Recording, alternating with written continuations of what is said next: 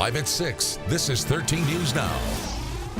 More wild and shocking turns in the case of a beloved teacher shot to death on New Year's Eve. Today, a bombshell from prosecutors. Those bullets were not meant for Caroline Hendricks. But the case only gets more strange from there. Good evening. I'm David Allen. And I'm Regina Mobley. Thanks for joining us. We've been staying on top of this case since it broke. Stephen Graves is live outside the courthouse in Norfolk with today's stunning developments.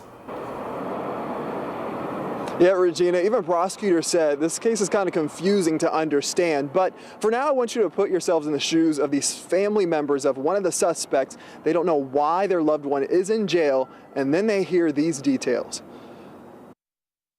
Do you have anything to say about this whole situation? Please get out my way. All the way from South Carolina, Taniqua Cushman's family came to Norfolk, but they witnessed her bond request get denied as a judge heard evidence against the 22-year-old connecting her to the murder of Caroline Hendricks.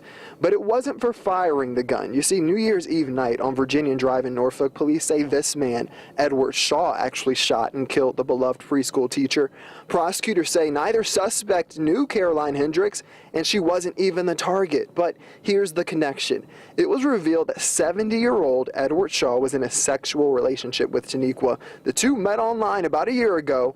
Shaw says he loved her and gave her money for business and school. But prosecutors say the relationship was part of a messy love triangle. They testified that Taniqua was also in a relationship with another man, an abusive man that she wanted, quote, gone. Prosecutors say she convinced Shaw to kill that other lover, and the night of the murder, Caroline Hendricks was with that man in the driver's seat of his van. The shots that filled the vehicle hit Hendricks, an alleged case of mistaken identity. All of this news was very shocking to Taniqua's current fiance in the courtroom for all of this. He, too, just asked for privacy. Can you guys just have a good day? And I did talk to that fiance off camera right after the hearing. He told me their relationship was on and off, but it was just starting to get better. As for Hendricks and that man, we learned today that they were just friends. Now, this is a case that still has a lot more questions to be answered. We will continue to follow it at future court dates, but that's the latest here in Norfolk. I'm Stephen Graves, 13 News Now. When new developments emerge, expect to see them on the 13 News Now app. It is free for Apple and Android. 2 Virginia Beach cold cases now solved thanks to DNA evidence, and the man responsible claimed responsibility in court today. 58-year-old Reuben Slade pleaded guilty to raping 2 women in 1984. The cases remained unsolved until May 2014, when Virginia Beach cold case detectives ran the DNA evidence from the crimes. Slade came up as the assailant. He will be sentenced in June and is facing a maximum sentence of up to 2 life terms. Another cold case, this one in Norfolk. A family isn't giving out hope for their son to return home. 13 News Now reporter Megan Purrier is here to explain the new efforts to find Darren Hillis. David, Regina, Dana Hillis was a 9-year-old boy waiting for his brother to come home. Now he's still waiting at the age of 54. Somebody would call our house on holidays and all of our birthdays. That's Dana Hillis, Darren's brother. Those calls stopped in 1994 when the family sold the house. He was 6'2" with reddish-brown hair and hazel eyes. Today, he would be 59 years old. Darren was just 14 when he disappeared in Norfolk. My sister both figured he was playing hooky, which he'd never done before. Darren left his house at 7 a.m. on March 12th in 1973. I took his same walk to that bus stop. It's just 6 minutes away. It was a Monday morning, and me and my sister both home sick. And the player called like 9:30 that morning to say that he wasn't in school. That's when the search began. When my parents got home at 5 o'clock, me and my dad went and walked in the woods across the street looking for him. We couldn't find him. Darren was a normal kid. He was a little quiet but wanted to be an astronaut. His family thinks he's still out there, and local company Adams Outdoor Billboards is taking up the family's cause for free. They're putting up digital billboards to keep the case alive.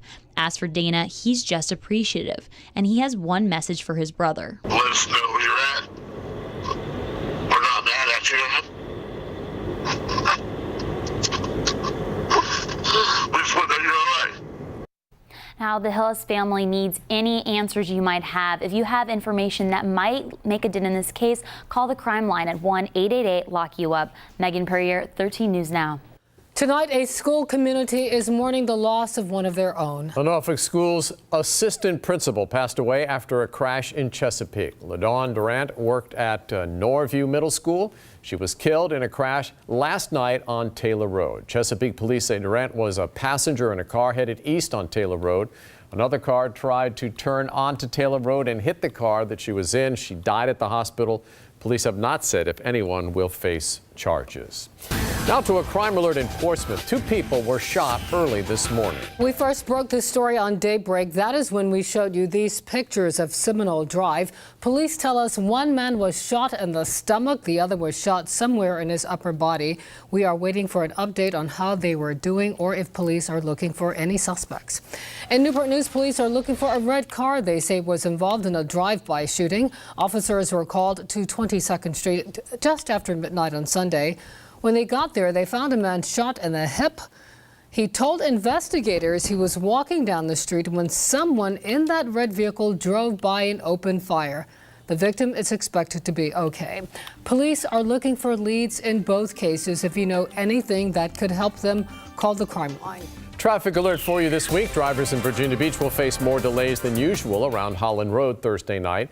At 9 o'clock, the city will begin alternating single-lane closures at Holland Road and Dam Neck Road.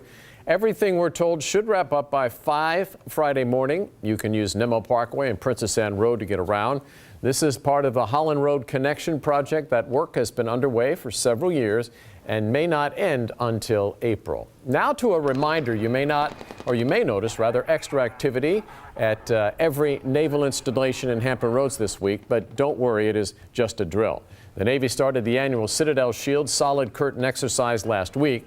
Security forces on base practice responding to terror attacks and active shooters. The exercise lasts until February 9th.